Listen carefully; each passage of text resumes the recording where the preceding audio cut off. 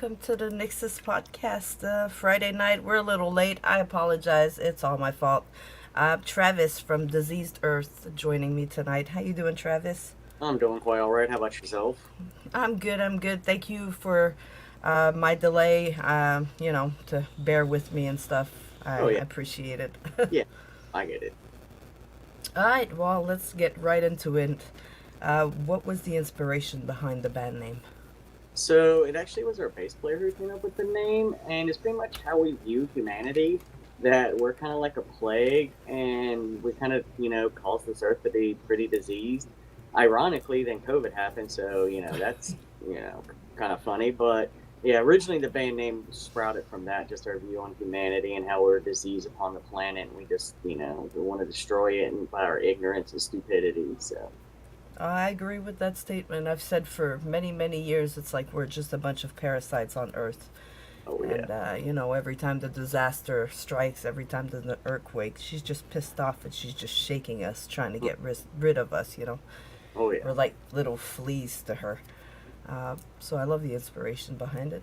Absolutely. Can you give us a band introduction since you're the only one here? Yes. So I do the vocals.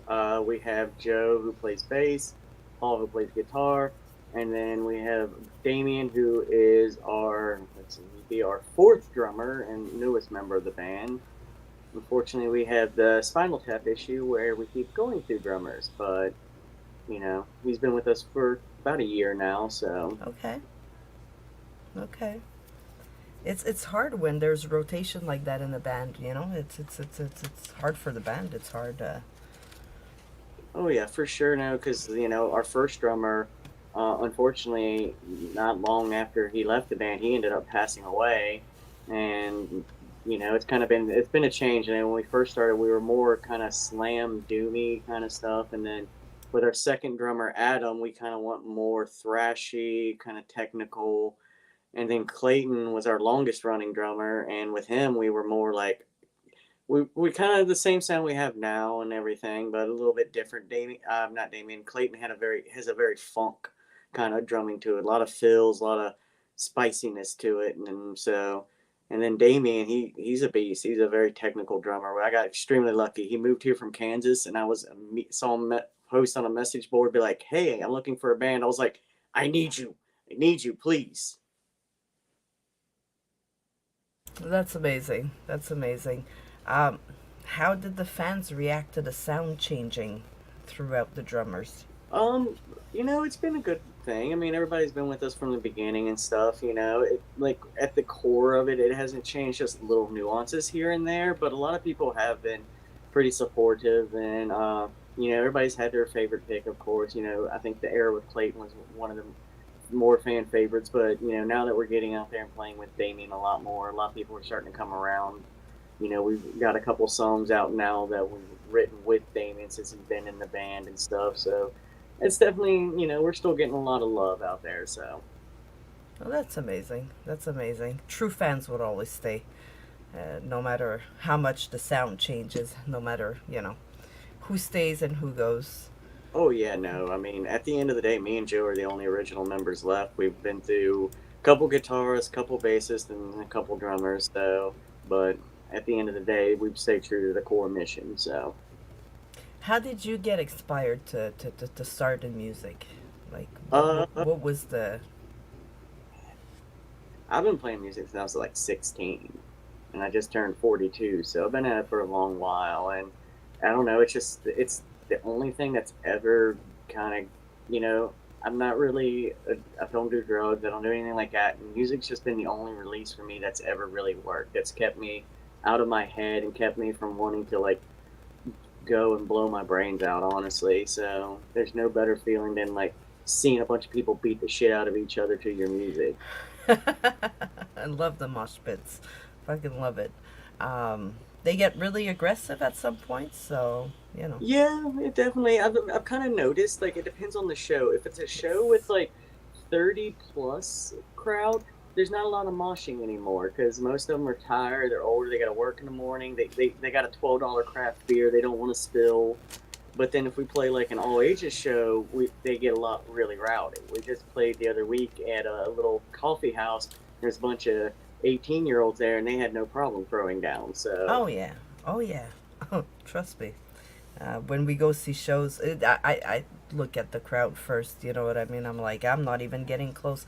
I do photography, hmm so I'm always like trying to, you know, look at the crowd and establish like what kind of photography are we doing today? Like, am I not even getting near the pit because sometimes it gets really rough, and I'm also 42, and it takes me like weeks to have my body feeling normal again after a mosh pit. So oh that's yeah. probably Oh, every show I tell myself, I'm like, I'm not going crazy on stage. I'm gonna calm it down. I'm gonna just stand there, and then the music hits, and I'm like, okay, well, I'll deal with it in the morning. right. Start headbanging, and then the next morning I'm like, oh, can't move my neck anymore, man. This is not no, this is not good. But then I see my 14-year-old now going in mosh pits, and I'm like, fuck yeah, there we go. Somebody's gonna do it. Oh yeah, for sure. If you had a chance to play with anybody in the industry, whether it be dead or alive, local or anybody, who would it be? Thankfully, I've gotten to play with a lot of bands. Like I've been playing music for a long time, and I know how to get in with people. We've been lucky enough. We've gotten open for Crowbar 3 or 4 times now. We've gotten to play with Thou. We've gotten to play with a lot of bands we want. But if I got to play with any band, my bet would probably be Goat's Blood. It was a little known black and sludge band out of Canada. They were on Willow Tip for a while, and they were fucking awesome. They put out like an album and maybe an EP, and then they just disappeared. The drummer ended up going to 3 Inches of Blood, and they broke up for a while. But they also had like a long history of substance abuse, and apparently their shows were very violent. And so I would love to get to play with Goat's Blood, but I've gotten lucky and gotten to play with most every band I've ever really been a fan of and stuff like that. So there's definitely a few bands that I never got to see when they were around, like Pantera and stuff like that. I never got a chance to see them, but been pretty lucky, honestly. So Well, that's amazing. I mean, when you put your mind to something, when you push for something that you want, don't take no for an answer. Just yeah. keep working at it. Oh yeah, Hard no. work pays off. Oh yeah, no, for sure. And once you get in with good and people know what you're about, it's easier and stuff like that. I've never done the pay to play route. I never will. But a lot of the promoters around here know that we'll show up and deliver. We'll be that band. If you're like, all right, we need you there at 5 o'clock. We're there at 4:59, ready to go, and we sit there and we bring it every time. So. Yeah, whether it be one person or 500 people in that crowd, bring it. You never know who that one person can be. Oh yeah, yeah, Um, 100%. I'll play the same regardless. I've played in everything from big clubs to kitchens to outdoors. It don't matter. I'm gonna play the same way every time, no matter what. Because at the end of the day, as much as I love our fans, and I hope nobody takes it the wrong way, I play music for that release for me, and that's what it's about for me. It's not about the money. It's not about the fame or anything like that. Though I'd love that people support us. At the end of the day, I'm doing this because it's the only way to clear my head, and that's why I go so crazy, because it's such a cathartic release for me. Absolutely. If you could have a superpower, what would it be, Travis, and why? Oh god, a superpower. That would be, well, the most obvious answer would be I would really like to be able to reverse time, but I don't know if it's a superpower. But that mostly be because my dad passed a couple years ago. I'd like to spend more time with him. Um, Other than that, I don't know. Nothing really jumps out because there's in the whole caveat of superpowers. There's so many. I mean, Yep. I think I would have to go with something like Omni Man or Homelander, somebody that's a mix of all the powers. Then, because then I don't have to pick one and choose and be like, okay, I'm gonna have them all. I'm gonna have a little bit of each of them. I mean that's a good answer. That's a good answer. I would also like to have just a little pinch of every superpower that would exist. That would be nice. Right?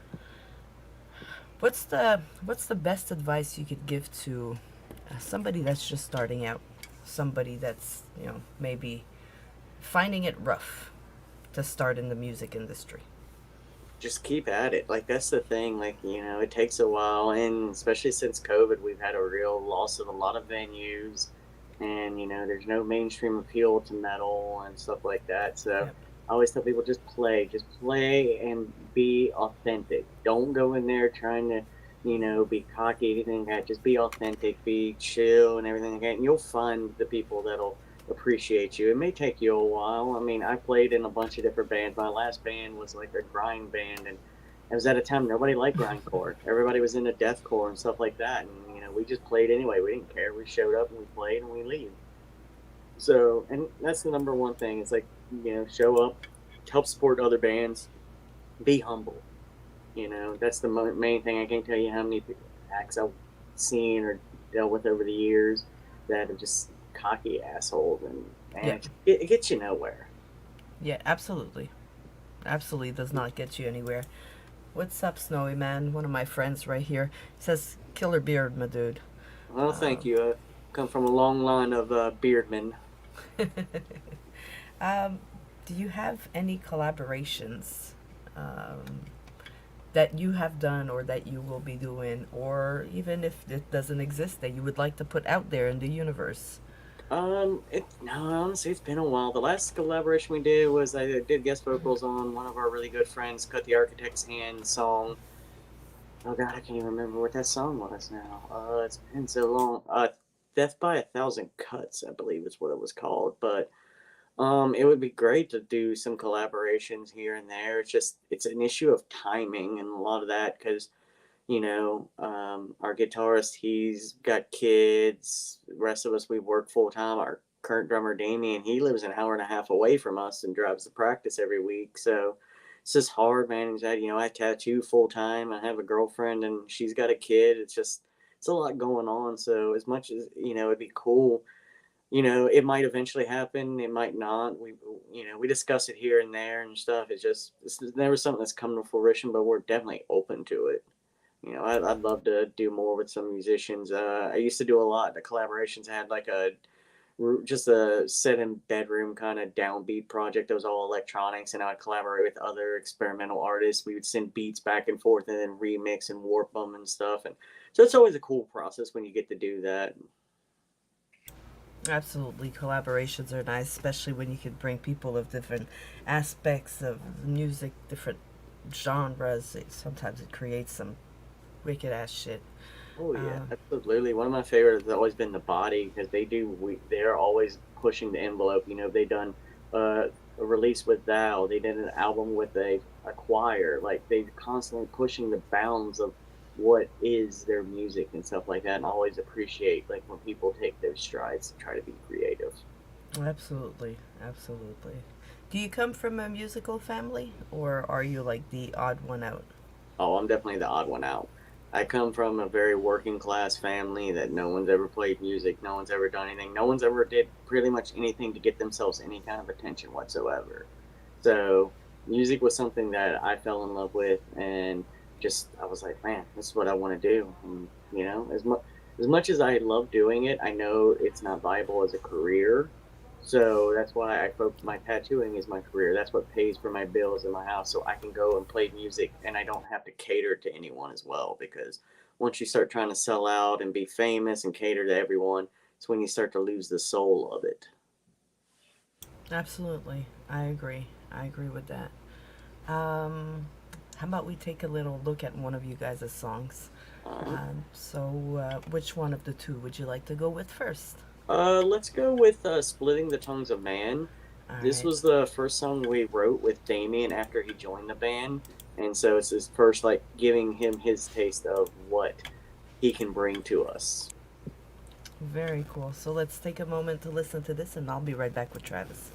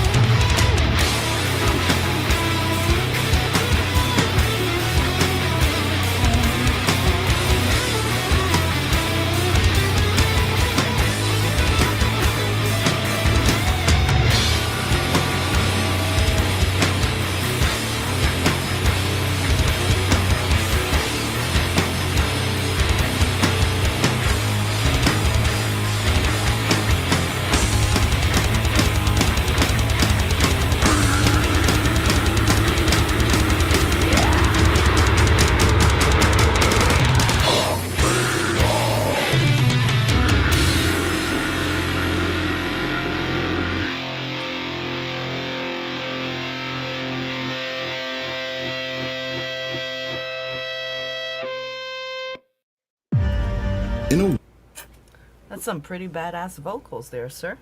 Thank you. It surprises everyone because I have like naturally kind of soft voice and I'm kind of quiet, and then they're like, "Wait, you do that?" And I'm like, "Yeah." Right? Right, you're very. I'd love to see you on the stage perform though, because the energy, even your energy, like that's what I was telling my fiance. Like this interview is really nice. Like our energies are just naturally matching. I Hmm. always kind of try to match like my guest's energy, and like you're very chill and relaxed, just like me. So I'm like it's just very chill and relaxed. So I'm loving Oh yeah, loving the energy. it's hard being a tattoo artist, being a vocalist, adapting to anything, and if I need to take it to another level, I can. But in reality, I'm like, nah, I'm chill. I'm older. I don't want no trouble. I'm just trying to coast by on life. Right? I just want to be just living and happy. Uh, what's your favorite song to perform live? It changes a lot. I love all of our songs. We have a couple new ones that aren't recorded yet that I really like performing. One of those is called "Those Who Drowned in." No, wait. I'm sorry. It's not. Those who live in ash or dwell in ash. Sorry, it's been a long day. I've had a long day of tattooing, so my brain is like fried right now. It's But all good. those who dwell in ash is new. I really love playing that song. It's a little different for us. It's very chaotic, kind of more grindy.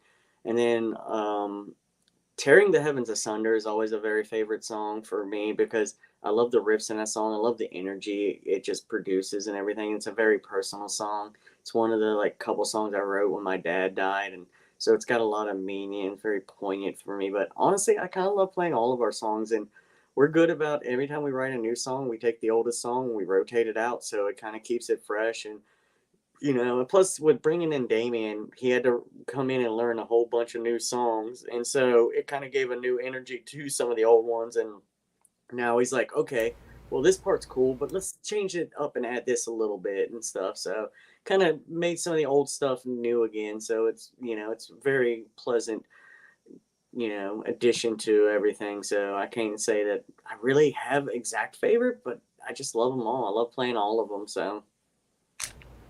He brings his own little flair to the song. He brings his so yeah, for sure it changes the songs a little bit. I mean, Hmm.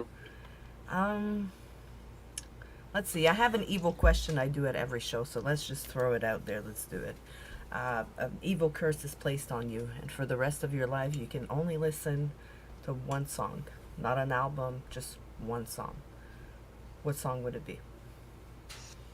Oh man, this is actually no. I'm gonna go with my first answer.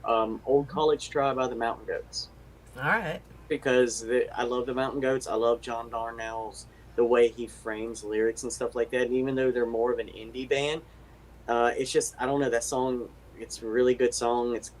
So it would have to be that. I mean, yeah, no, that's the first one that popped in my head. So I'm gonna go with Don't that. overthink it. If you Yeah. start overthinking it, we're gonna be here for like 10 minutes Oh yeah, while yeah. you circle through Oh songs. It's amazing.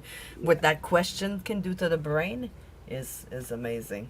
I Oh yeah. love I love that Yeah, question. because most yeah, right. People are gonna overthink it. They're gonna be like, "Well, what do I, do I just want to sound metal or whatnot?" But like, I'm like, "Nah, man. I listen to everything. I like stuff." Yep. When I was a kid, all nothing but metal. But as I get older, now I'm like, man, I found more influence from guys like Tom Waits and Nick Cave than I do metal vocalists because a lot of the guys now are just the same stuff over and over. It's like, cool. How many ways can you write about dismembering a body? Like, make me feel something. Like, you know if for anybody out there listening, if you've never listened to Nick Cave, you should because that man is amazing. He wrote an album about murders, and it is the most beautiful thing you'll ever hear. Or the album The Giving Tree because he wrote it right after his son passed away, and it is some of the most heartbreaking music you'll ever hear. You can hear the sadness in every single note, and my God, that man is amazing. That's how music should be. That's what music should do. You should feel it in every fiber of your body. And there's no wrong music to listen to because a lot of times, people answer this question, they start laughing because they're like, "Well, it's not metal." It's okay. I don't just listen to metal either. I grew up. I'm French Canadian, so I grew up on Celine Dion. Mm. That's. And now it's like I'm very heavy into the very heavy metal, heavy. The death metal, the black metal. I mean, I love that shit, but I'll listen to anything. And Right. now I'm in the South, so I'm getting countrified a little bit. So I'm starting to listen to some country now, which I said I never would, but you know. I mean, there's a lot of good, not even just country, like alternative country, like acts like Amigo the Yes. Devil and stuff like that. That yeah, it's country sounding stuff, but he's writing about murderers or stuff like that. Or even, I love Zach Bryant. That dude's got some Yes. amazing lyrics and stuff. I mean, I grew up in the South and grew up listening to country, and went through my phase. But now and mostly at the shop, like we don't listen to a lot of metal. Like occasionally we'll put on some hardcore or something, but most of our customer base, they're not going to want to listen to that. So it's a little bit of everything. It's that daily fight, first one in the shop, and be like, all right, who gets there first? Who gets to establish the mood for the day? So, but yeah, I've never been about that elitist crap where you're like, you have to listen to metal, you have to do this. Like, who cares? Listen to what you want to listen to. Like, at the end of the day, does it really matter? None of us come out of the womb listening to Bolt Thrower or something like that. We all kind of listen to Exactly. different stuff. Most of us grew. If we're old, if we're over 35, most of us came up listening to Korn and Slipknot and stuff like Yep. that. That's what I did. That's what the first truly heavy band that influenced me was the Deftones, because I'd never heard anything like that, and fucking still love the Deftones to this day. So, I think that's a big band that influenced a lot of people. That when that sound came out, when that, what I mean, Queen of the Dam came out, and I think that's when a lot of people's musical, the Deftone have changes in that song, The House of Fly. hmm I mean, and just that, whoever didn't know who the Deftones were before that, after that song, everybody was talking about them. Tool. oh yeah. Tool was my, I mean, Tool was my big introduction to. That's where I really like the sound of the guitars. That I was hmm like, oh wow, we can do that with guitars. I mean, that's Right. pretty Well, cool. just the weird off time and like the almost hypnotic effect they kind of create with their music and everything. I'm not a huge Tool fan, but I can appreciate them and stuff. But even seeing like bands, like I remember one of the first big experiences for me. I went to used to go to Ozfest all the time and got to see Meshuggah, and Oh, man, that was insane being up front for them. And that was when they just switched to 8 string guitars, and it was like I felt like I was having a heart attack because all the bass was just like hitting me in the chest, and the off timeness. I was like, this is insanity. I was like, I love this. This is great. and for me, female fronted metal vocalist. I mean, the first taste of rock that we got for me was Evanescence. Hmm. Amy Lee was like, and then Flyleaf, and then well, I found In This Moment, and Right. that's Yeah. it. I was Oh, done for. oh, no, there was a lot of those. Then there was even the underground ones like OTEP and stuff like that. Then you had Arch Enemy when they switched to a female vocalist and stuff. It's Yep. always awesome. I love when I see females playing music and stuff like that. I wish. I'm kind of glad I'm starting to see like that whole thing, because I went through that era where a lot of people were like, "Well, females can't play metal." And it's like, why can't they? Why can't they do that? Kitty. I Yeah, mean, Kitty was awesome. I fucking saw Kitty. I've seen them several times. They were great. they're back. They're I back. know I have some friends that went to see them. And, I mean, it's incredible to have them back. it is. It's like, well, Kitty just released an album. Deftones are working on new stuff and everything. I'm like, what year is this? I'm confused. Right? But our kids are eating it. My 14-year-old is eating this shit up. She's loving this music. She's like, oh, this is the good stuff. Mm-hmm. She has a CD player. She's like, I'm looking at, it's like back to high school with her right now. She's just loving our music. She's bopping to ICP. Right. It's insane to me because like I see kids now rocking Champion and Starter. When I grew up, those were the poor kid clothes, and you got made fun of. And now, Right? and now they're like, "Hey, $60 for a Champion hoodie." I'm like, "Wait, what?" I get those for $10 at Walmart. Like this, Mm-hmm. it's crazy how it is coming around, but it's awesome to see. And I get a lot of kids at work. They'll talk to me and they're like, "Oh, you're in a band. Like, are you heavy like Slipknot?" And I'm like, "Yeah, we're little bit heavier, but it's cool that everybody has to get into it somehow. We all have to Yes. get into it some way."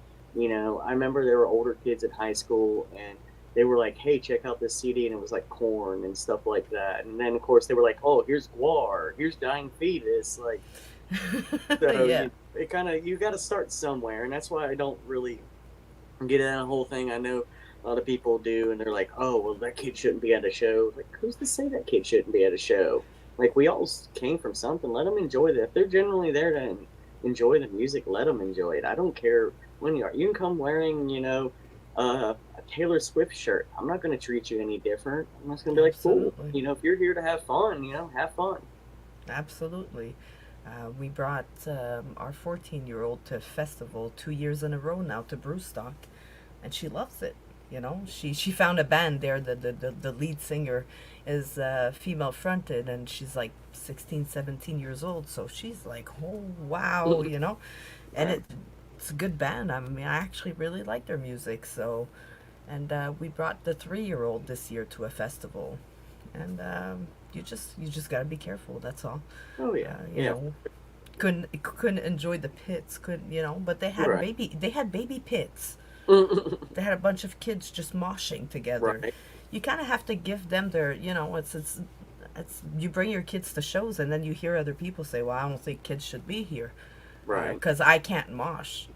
Listen, it's a festival. It's 3 o'clock in the afternoon. This shit goes on till 12 o'clock tonight. I mean, they won't be here anymore Right. at night, so you'll have plenty of opportunity to mosh. This is the next generation of people that are going to come to your shows when you're playing. So Yeah, they got to get their influence from somewhere. Don't let them sit there and get all their influence from TikTok and stuff like that. right. Let them get it from somewhere else. Like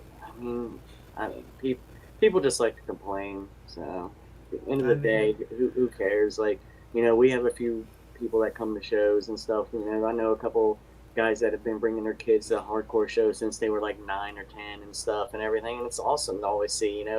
Last couple of shows we've had a few young people there and everything with their parents. I'm like, this is awesome. Like, I wish my parents would have done something like that, but I had to wait till I was 18 and could drive myself and everything like that. So right, right. My hope is that we're doing it now with her. She's 14, so I'm hoping by the time she can go to shows by herself, she won't be needing me and her mama to bring her. She'll just be there, and then we'll hang out at the show and turn around and, oh, there's our kid. right. It's good places. We're showing her good bars where we have people that we trust that work there. So it's like you said, it's creating a community. It's I think a lot of that is missing, and I hope it gets better. Oh yeah, no, for sure. Like, that's how I got my start. I was an 18-year-old kid that was from a small town in the middle of nowhere, and I started going to see local bands, and they accepted me. And then, there was a local band called Soul Tribe, and I became their roadie, and that's how I got my start in music and everything, because they showed me the ropes and everything, and I got the roadie for them, and got in at the time to see a bunch of bigger bands that came through the area and stuff. Granted, we had a few funny encounters. They played with Vanilla Ice once when he was doing his rap rock stuff, Okay. and he kicked us out because he needed a private sound check. And so the doorman was our friend, and I kept opening the door. I was like, "Hey, Stone, it's cold as ice in here. Turn up the thermostat." And just doing shit like that. And Vanilla Ice hated me. He was like, "Kick this kid out," and I would just go around the back, come in again. Everybody would just like let him go. So. I mean, you created memories, you created stories, and Oh yeah. that's what we can hope for the kids. Mm-hmm. Um, let's see, what's the best piece of advice another musician gave you? Uh, Well, they didn't give it to me personally, but it's something I heard because one of my biggest influences has always been Henry Rollins. And he always stated that nothing can go wrong on stage. And so it's just like if something happens, you just roll with it, you act like it didn't happen, and you just keep on going. So that's probably my whole thing is like that. And like I kind of mentioned earlier, just staying humble. The audience is there to see you. I don't really get into this whole thing that like bands should stay for every band and stuff. Like we all have lives. We're all adults. At the end of the day, we're there to put on performance for the people who pay to see us. So that's who I'm performing for. I'm performing for them and me. Yeah. So I just say nothing can go wrong on stage. Lose the ego and let's just enjoy it.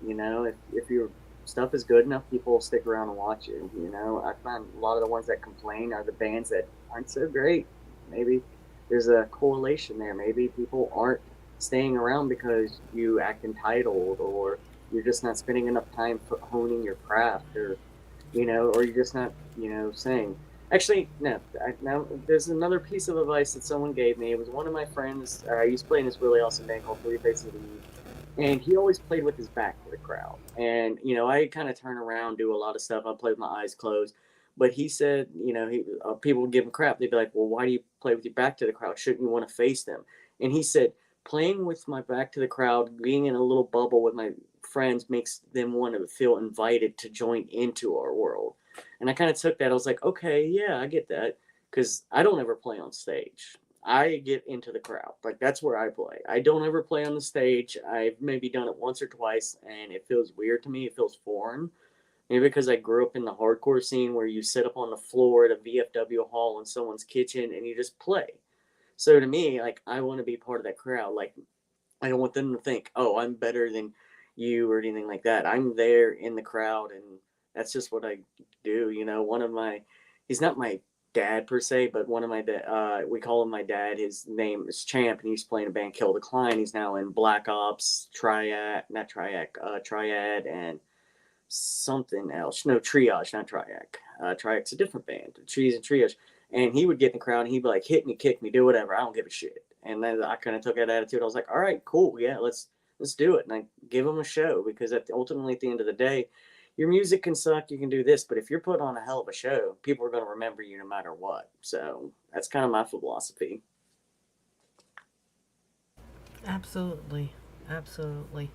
Well, I usually play the song here, but because I was late, I don't want to keep you too much later. So we'll do a few more questions, and then I'll let you go, and I'll finish off the podcast by playing your song. All right. Um, where can we find you on social media? Where's the best place to find you? Social media. There's so many places. The best There's updates. best updates are probably going to be Facebook and Instagram. They're the ones I tend to because I control all the social media as well, and it kind of be the ones that like are a little bit easier to update. I know I do occasionally do updates on our Bandcamp. I don't have TikTok. I'm sorry, but I refuse to get TikTok. I don't see the point of it. I'm an old man now, and I can admit it. I don't get it, but yeah, Facebook, Instagram, anything like that. I mean, if you search our name, we're gonna come up. We're on Spotify. We're on all of that. Thanks to DistroKid. If you're a musician out there and you need to get your music out, look up DistroKid. $20 a year, you'll be on everything. You know, but pretty much, yeah, Facebook, Instagram, all that stuff. We're on Spotify. Yeah, I mean, search our name. We have tons of videos on YouTube. We're everywhere. So just search Diseased Earth Band and you'll find us. Awesome. Awesome. Yes, I know you guys weren't hard to find. I mean, just by typing the name of the band, I found all your pages and everything everywhere that we could follow you guys. Um, what do you think about social media? You said you TikTok is you refuse TikTok. Social media. I think since the adaptation of social media, I mean, because I grew up, when there was no internet and Yep. stuff. Now getting into it, I think it plays a lot into people's narcissistic tendencies. Like it's a good thing, but it's also a bad thing. Like we've kind of like learned to not really. What is? I think it's Mike Tyson made a quote that said like social media has made people comfortable with saying something and they're not getting punched in the face or something along those lines. And like True. it's a great thing and it's good for getting music and stuff out there, but man, some people play into it. I've seen so many people that just sit there and stare at their phone like a zombie watching TikToks and stuff and not having human interaction and everything. So, and people want to be just rude and mean to each other and everything. And I'm just like, why? Why does it matter? Like, I was raised old school. If you got something to say, come say it to my face. More than likely, we can have a talk about it. If you want to get violent, we can get violent. I don't care, you Right. know. But Well, we're the same age, so I agree with that, you know. And at the same time, also, when I was a kid, I got bullied a lot.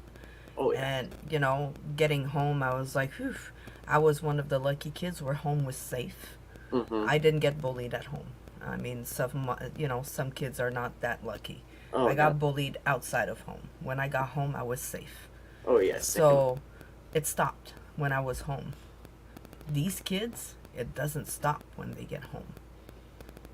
No. There's internet, there's phone calls. They all have cell phones. Mm-hmm. So I'm not sure if I could survive in this generation. Honestly, like as a kid, the way I got bullied and stuff, I'm not sure if I would survive today. These kids are tough. They are tough. They're very tough, and it's weird the bullying that goes on because like you know, like I said, my girlfriend, she has a 6 year old. Other people have other kids, and like some of my coworkers have kids that are teens and stuff, and they'll talk Yeah. about getting bullied for not having a certain Fortnite skin, and I'm like, does it make you better at the game? And they're like, no, it's just a Nope. skin, and I'm like, well, what does that matter? Like, It's it's because you don't have money. yeah, it's weird like what people choose to harp on about. I've always been a bigger dude, so I got made fun from my weight and stuff. I was Yeah. beat up and everything, and all of this, and and it's just yeah, I don't know.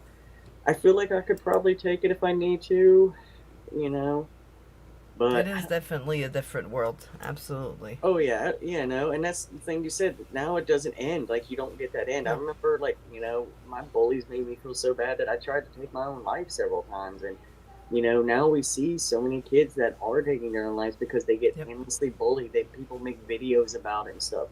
My question is, where are the parents in all this? Like, where are the parents that like should be checking in and everything? Like, and that's the thing I worry about, having a kid in my life, and I'm worried about him. We watch what he gets on social media very much. Like his tablet, we Yes. censor it. We're like, you can't look at stuff. We don't want you to look at anything, like, because we don't want you to get, polluted or anything before, you reach an age that you're mature enough to make those decisions. Be like, do you want to look at this? Do you not want to look at this? And everything like that. And, Absolutely. you know, Absolutely.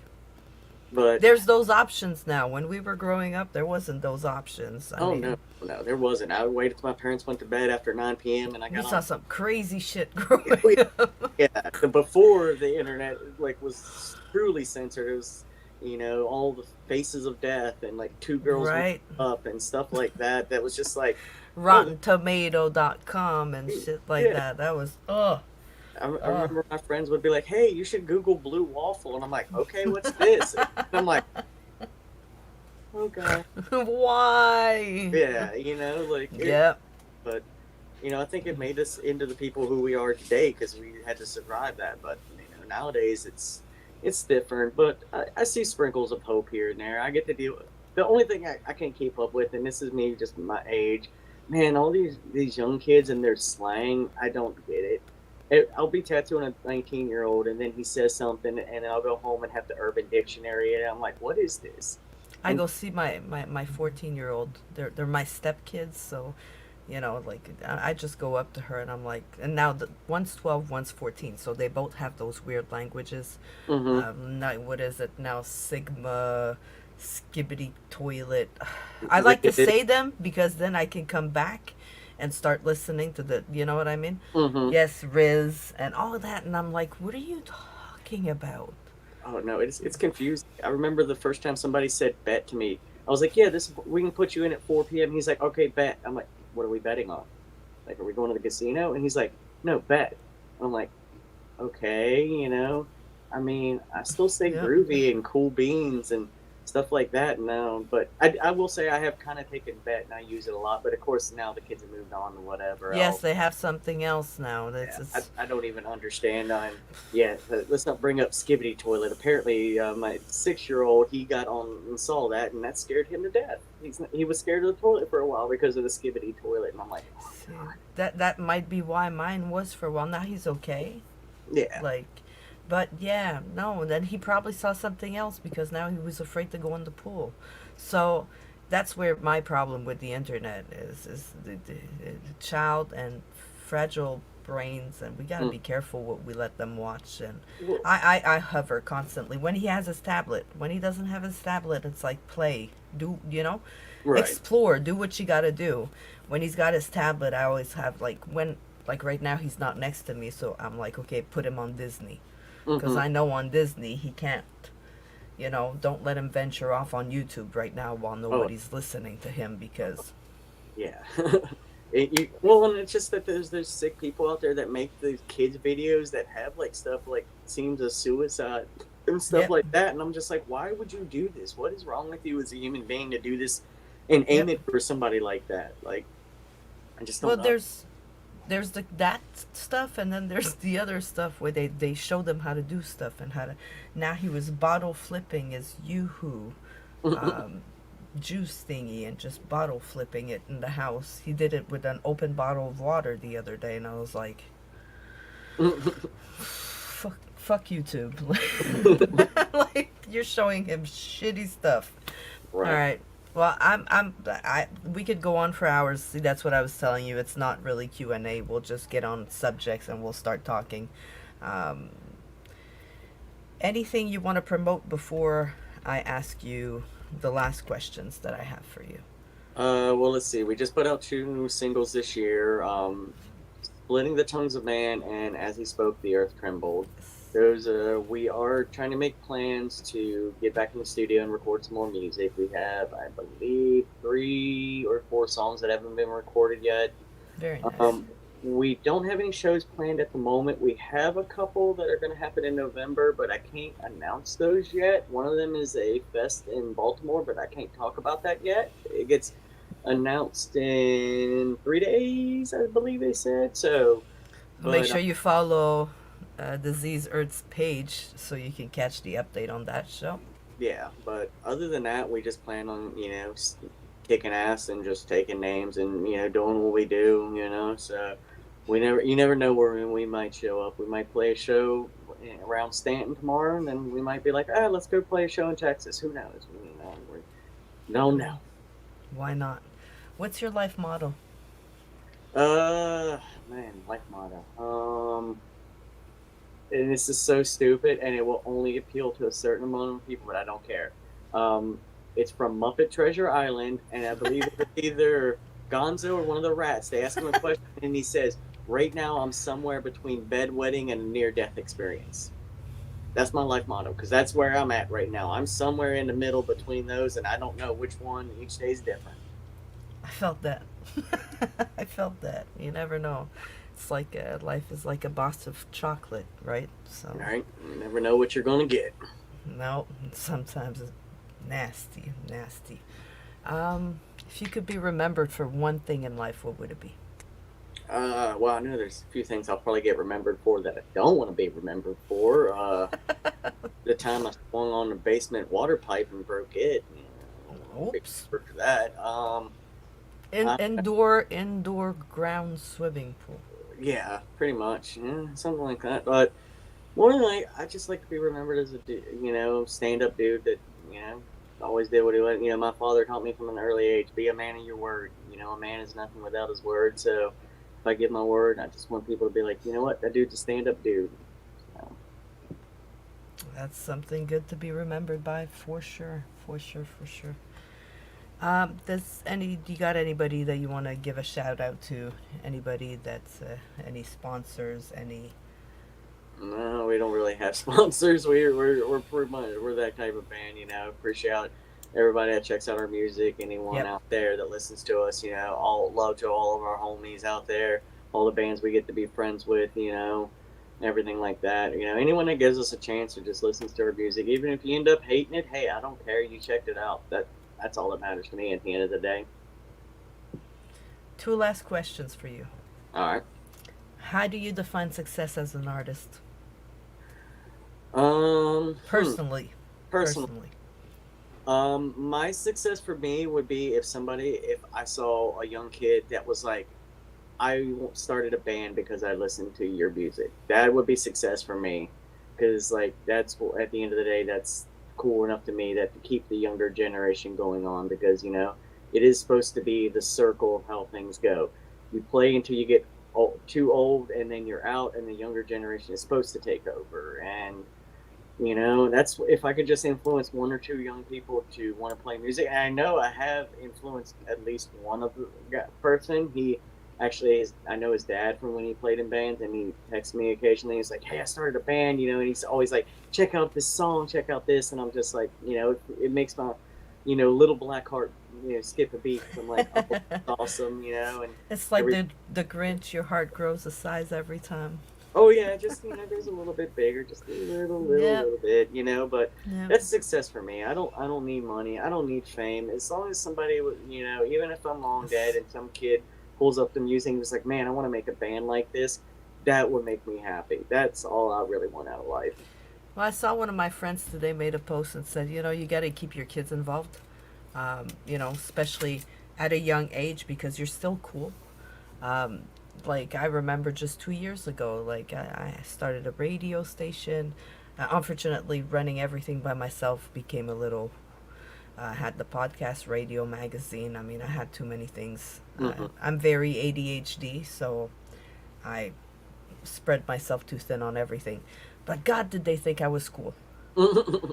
No, I Like, get it. Yeah, no, between everybody thinks I'm cool. Between being a tattoo artist and a band for the longest time, I was a promoter too. I recently retired from promoting because I couldn't do it anymore. Work 10 hours a day, then go yeah, and sit in a bar all night, and then I'm just like, I can't do it anymore. I want to be home with my family. But you know, one of my really good friends, her daughters came and saw one of our shows, and she's like, "Man, my daughters think you're so cool." And I'm like, "Dude, if anybody knew that I'm not really that cool." You can right. see behind me, it's a lot of nerdy shit. I'm just a nerd, man. Like I'm a nerd that likes, nerdy stuff and pro wrestling and stuff like that. So that's all I'm about. I'm not that cool. Oh, Mr. Jon Snow. I mean, uh, I felt that. I'm not that cool either. I have a bunch of band stuff and nerdy shit behind me. Harry Potter on that side, so. Oh yeah, no, it's nothing but pops and manga and comics, and then the wall in front of me is wrestling figures. So that's Nice. what I collect. So You still watching wrestling actively oh, right now? I do. I took a long break and then I recently got back into it. I watch AEW mostly, but I still watch the WWE. It's not what it used to be, but No. it is what it is. But yeah, so. But yeah, I'm not cool. I'm just nerdy dude. I'm covered in tattoos and I look cool. Got my head tattooed and everything like that and stuff. But like I'm really not that cool. Well, to some of them, you are really cool. Well, Travis, thank you so much for being on the show tonight, for dealing with my tardiness, and this week was just a hell week with the kids going back to school. One of them is in color guards, and she's doing choir, and Oh yeah. it's first year of high school, so Hmm. she's going for those credits. She's going for the so I mean I can't put her down for it. Oh yeah. No, But you it got. keeps all of us busy and on our toes. Oh no, I understand. Like I said, my girlfriend does not like to wake up early, so I'm the one up at 6 in the morning every morning, making sure he's on the bus and stuff and everything. Because I'm usually up feeding the dog Yep. anyway, so I'm like, all right, I'll take the morning shift. She gets the afternoon shift, so it works out. Well, that's it. That's it. You figure it out. It's teamwork. It's always the best way Oh to yeah. go. Hmm. Before I let you go, before I play your song, I have one last question for you. I Ah, ask it at the end of every episode. Take it as seriously as you want, as goofy as you want. The answer is yours. If you had a chance to sit down with a younger version of yourself at any age, what would you tell little Travis? well, there's a couple things I would tell little Travis. The main most important thing would be appreciate the people you have in your life while they're still here. I think that would be, most important thing. Another important thing would be like, don't take what they say to heart because after a while it doesn't matter. We all go through school and we think high school and everything like that is the end of the world, and then once we get out in the world, we realize, oh, it really wasn't much. And there's definitely one thing I would definitely say that's very personal to my younger self. I would say stay away from women named Brooke. I really don't want to get into that. That was a waste of a couple of years of my life.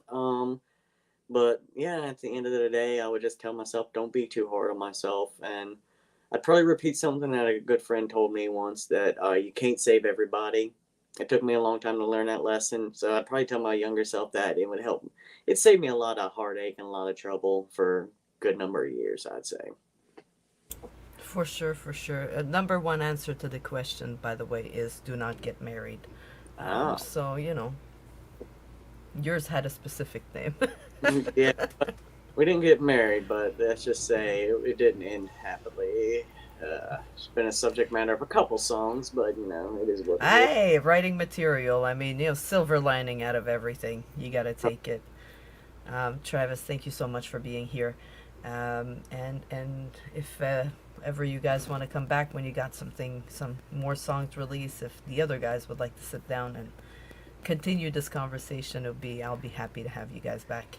Oh yeah, I mean, I could try. We're kind of like herding cats. It's difficult sometimes. It's hard to get everybody's schedule online and stuff like A that. lot But of bands are like that, like, and I completely understand, like, whatever time that you guys can actually get together.